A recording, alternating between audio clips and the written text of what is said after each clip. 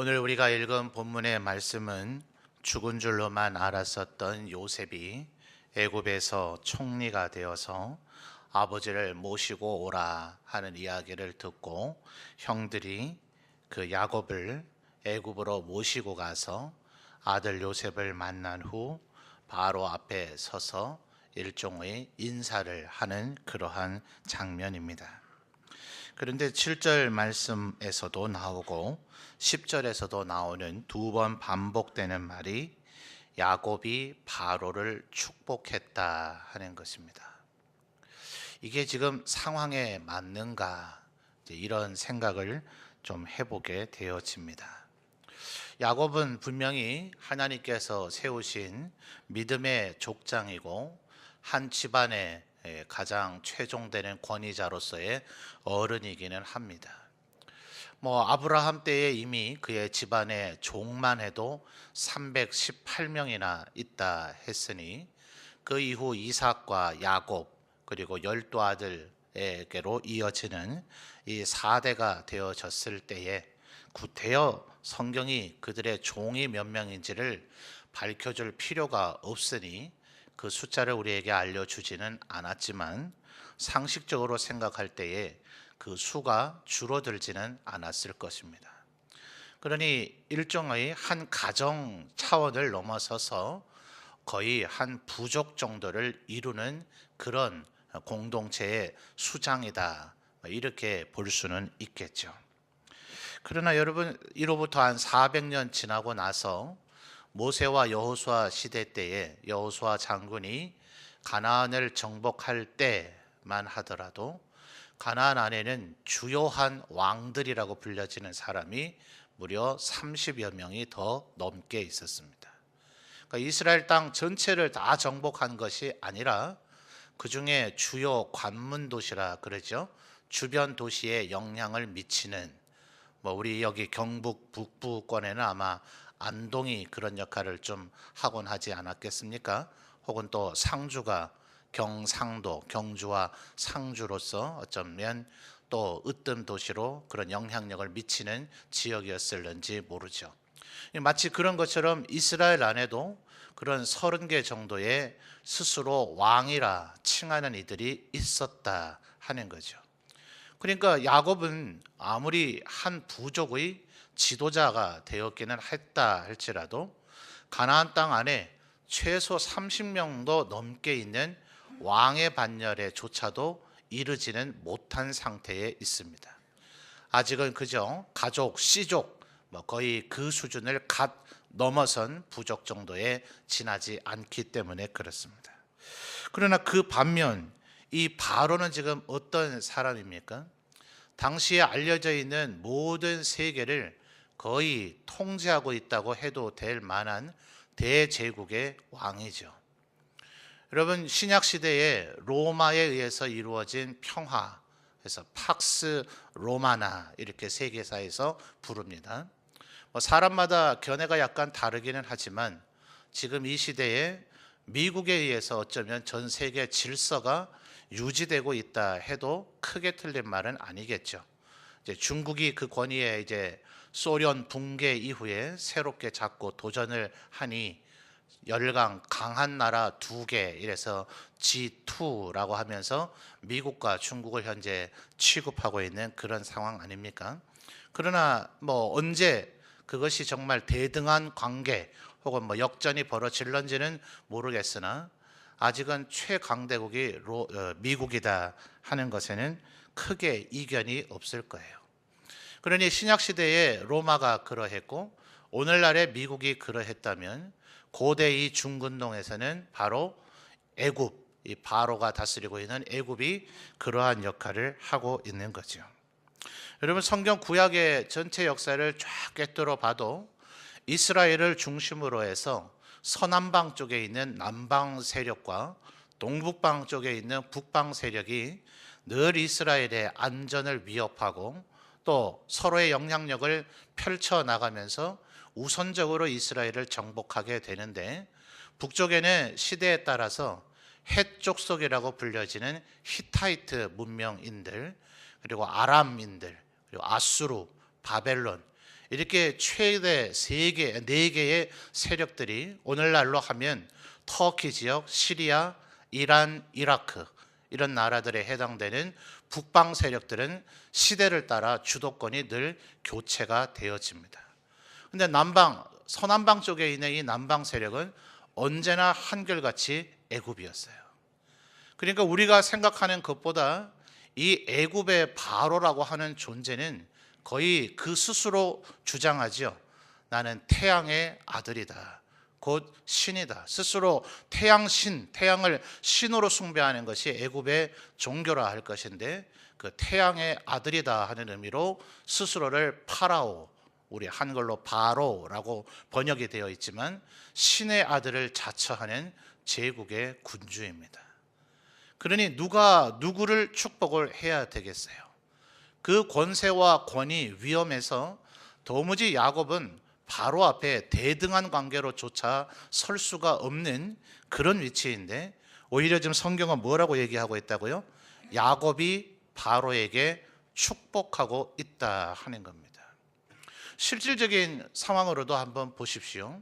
물론 그의 아들 요셉이 애굽을 다른 중근동 지역과 함께 멸망의 도탄에 빠지지 않도록 7년 풍년과 7년 흉년의 꿈을 해석해 주고 그 7년의 흉년을 대비하도록 국가를 경영을 해줘서 어떤 면에서 바로에게 요셉은 큰 은인이라고 할 수는 있습니다. 그럴지라도 어쨌든 요셉은 신하이죠. 신하의 아버지로서 자기 아들이 애굽에서 출세해서 총리가 되었기 때문에 그 아들의 덕을 입어서 지금 바로 애굽 땅에 양식을 얻어먹고 살려고 몸을 의탁하려고 신세 지려고 와 있는 신세인이 더더욱 야곱이 바로를 축복한다 하는 것은 어불성설에 가깝죠. 말이 안 되는 이야기죠. 근데 여러분 왜 야곱은 지금 이렇게 할 수 있을까요? 여러분 일단 첫째로서는 이 야곱이 자기 스스로가 하나님이 세운 바 된 족장이라는 것을 알고 있기 때문에 그렇습니다. 자, 야곱은 무엇을 알게 되었을까요? 이 애굽 땅으로 이주를 하게 될 때에 그는 주저했습니다. 가나안 땅을 떠나는 것을 야곱을 늘 주저했었죠. 형을 속여서 형이 자기를 죽이려고 한다 하니 외삼촌 라반에게 도망갈 때야 살기 위해서 도망갔지만 이 애굽 땅으로 오라는 아버지 요셉이 살아 있습니다 하는 다른 아들들의 말을 들으면서 애굽 땅으로 가자 할 때에 야곱은 주저했었어요. 근데 꿈에 하나님께서 나타나셔서 말씀하시죠. 내가 너와 함께 할 것이고 이것은 모두 다 나의 경륜 속에 있는 것이니까 나를 믿고 애굽으로 나아가라. 근데 그때 아마 야곱은 생각을 했었을 것입니다. 히브리서 11장의 이야기를 미루어서 생각을 해보면 할아버지 아브라함과 아버지 이삭에게서부터 늘 들었던 아브라함에게 하나님께서 약속하셨던 너의 후손들이 이방에서 객이 될 것이고 그 땅에서 400년 동안 그 이방인들이 너희 후손을 괴롭게 한 후에야 이 땅으로 돌아와서 이 땅을 차지하리라. 어땠을까요?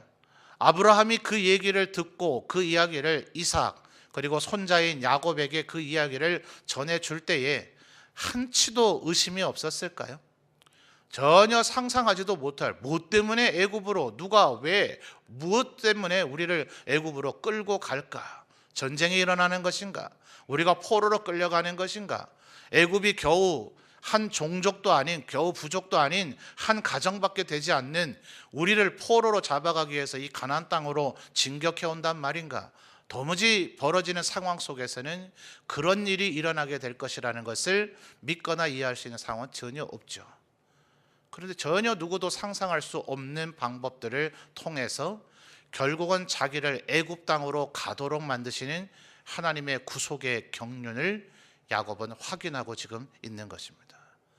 할아버지 아브라함 때부터 얘기하셨던 그 하나님의 말씀이 한치도 그릇됨이 없이 이루어지는구나 라는 것을 그가 자기의 생애를 통해서 확인하게 되었을 때에 그는 하나님의 권위와 하나님의 권세로서 바로를 축복할 수 있는 믿음의 사람이 되었더라 하는 것입니다. 우리 교회 오늘 이 저녁에 헌신하는 우리 모든 남전도 회원들께서도 아마 살아오시는 생애 가운데 하나님의 은혜에 대한 그런 체험적인 신앙이 많이 있으시리라 생각이 되어집니다.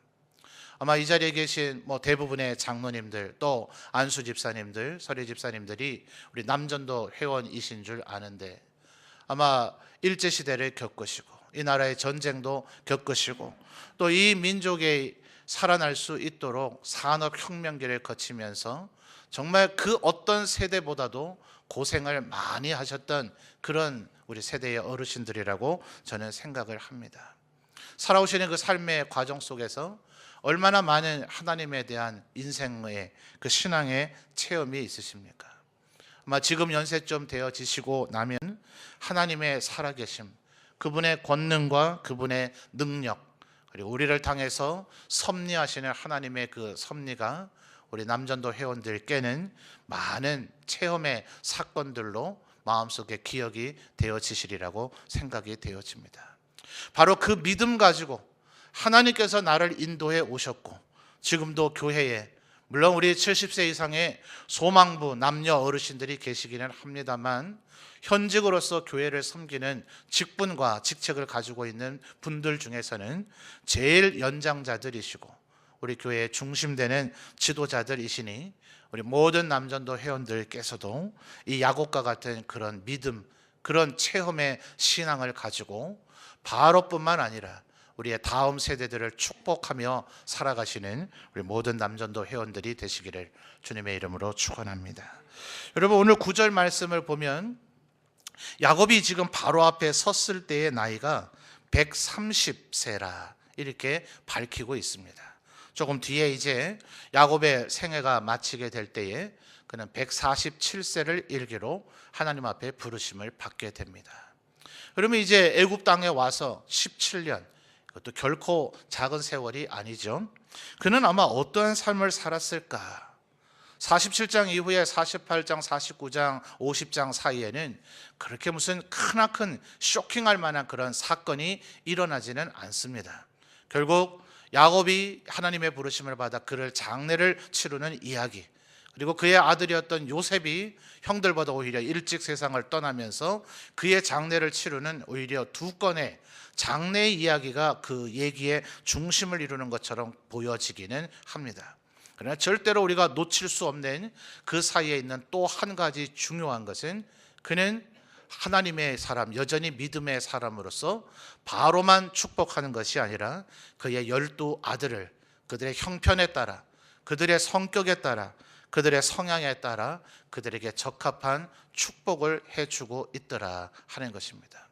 미루어 짐작하며 생각해 볼 때에 그의 남은 17년의 세월은 말하자면 축복하는 인생이었다 하는 거죠.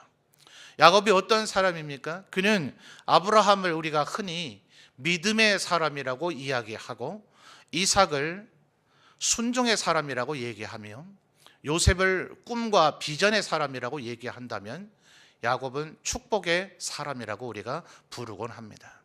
그가 태어날 때부터 그토록 염원했던, 어쩌면 이름을 야곱이라고 지어지기까지 남을 속여서라도 쟁취하고, 형을 속이고 아버지를 속여서라도 쟁취하고 싶었던 그 축복, 수단 방법 가리지 않고 갖고 싶었던 그 축복, 그러나 오히려 자기가 욕심을 낸다 해서 자기의 뜻대로 되는 게 아니라 4명의 아내 중 가장 사랑했다고 할 수 있는, 그래서 그 여인 때문에 14년의 노동을 조금도 아까워하지 않았던 그 라헬을 하나님께서 제일 먼저 데려가시는 것을 보면서, 또 12명의 아들 가운데 그 라헬에게서 태어난 첫 아들인 요셉이 22년 동안 그가 죽은 줄로만 알고 살아야 됐던 그의 인생의 삶을 겪어보면서, 축복은 내가 쟁취하고 내가 만들어내고 내가 얻어내는 것이 아니라 전능하신 하나님께서 주실 때 그것이 진정한 축복이 된다는 것을 알기에, 이제 야곱은 이 노년의 삶에서 자녀 손들을 축복하는 삶을 살았더라 하는 것입니다. 어디에서 갑자기 모세가 나타나게 되었을까? 어디에서 갑자기 아론과 미리암이 나타나게 되었을까? 어디에서 갑자기 바로가 사내 아이가 태어나면 다 죽이라고 엄하게 명령하고 있는데 모세의 아버지 어머니는 그 아이를 감출 생각을 했을까? 그 신앙의 뿌리는 이 남은 17년의 세월 동안 야곱이 12아들의 모든 자녀 손들에게 마치 자신이 아브라함과 이삭에게 듣고 배웠던 것처럼 그들에게 신앙의 본을 보이고 그들에게 신앙을 가르치고 그들을 위하여 기도하고 그들을 위해서 축복할 때에 그들은 400년 뒤에 가나안으로 진주하는 삶을 준비하는 이스라엘인들이 될 수 있었다고 저는 생각을 합니다. 그래서 우리 남전도 모든 회원들께서 앞으로 더욱더 하나님 앞에서 주의 몸된 교회를 위해서 기도 많이 해주시고 또 여러분이 맡고 계신 각 기관과 구역과 또 여러 역할들 속에서 다음 세대들에게 신앙의 본을 보여주시고 그들에게 하나님의 말씀을 나누고 가르쳐 주시며 그들을 축복할 때에 주님 다시 오시는 그날까지 우리 점천제일교회는 진리의 빛의 등대로서 사명을 잘 감당할 수 있는 교회가 되어지리라고 믿습니다. 그러므로 바로만 축복하는 것 아니라 다음 세대 자녀 손들까지도 축복하시는 우리 모든 남전도 회원들이 다 되시기를 주님의 이름으로 축원합니다. 이 야곱은 결국 그 인생을 통해서 무엇을 배운 것인가? 하나님 앞에서 그의 인생의 경륜이 아예 바뀌어지게 된 것이죠. 9절 말씀을 보면 그의 자신의 삶, 자기 스스로 살고자 했던 삶은 오히려 험악한 세월이었다고 하반절에 이야기하고 있지 않습니까? 그리고 그 자신의 삶이 상반절을 보면 나그네 길이라고 이해를 하고 있는 거죠. 그러므로 야곱은 지금 하늘 본향을 바라보고 있는 것입니다.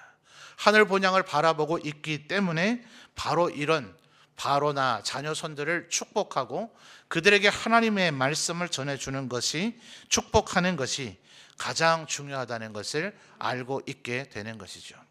우리의 나그네 길이 끝나면 우리의 아버지 되시는 하나님께서 그곳에서 우리를 기다리고 계시다가 착하고 충성된 종이라 칭찬하여 주실 줄 믿습니다. 그 하나님의 은혜, 나를 맞이하시고 나를 영접하실 하나님을 바라보시면서 마지막 이 나그네의 길을 하나님 앞에서 더욱더 모든 사람들을 축복하며 살아가시는 우리 모든 남전도 회원들이 다 되시기를 바랍니다.